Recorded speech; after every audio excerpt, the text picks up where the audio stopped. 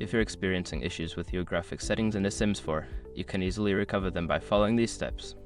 This guide will help you reset your graphics settings to their default values. Step 1. Close The Sims 4. Make sure the game is completely closed before making any changes to the settings. This ensures that any adjustments you make will take effect the next time you launch the game. Step 2. Locate the game files. Navigate to the folder where The Sims 4 is installed. This is typically found in your documents under Electronic Arts The Sims 4. Look for the Options in iFile, which contains your graphics settings. Step 3. Delete the options in iFile. Once you find the options in iFile deleted, this file stores your customized settings, and removing it will force the game to create a new one with default settings the next time you start the game. Step 4. Restart The Sims 4. Launch The Sims 4 again.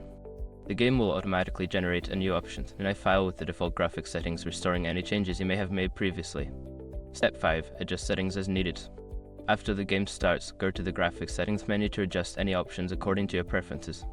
You can tweak the settings to optimize performance or enhance visual quality based on your system capabilities. By following these steps, you should be able to recover your graphics settings in The Sims 4. Enjoy your gaming experience.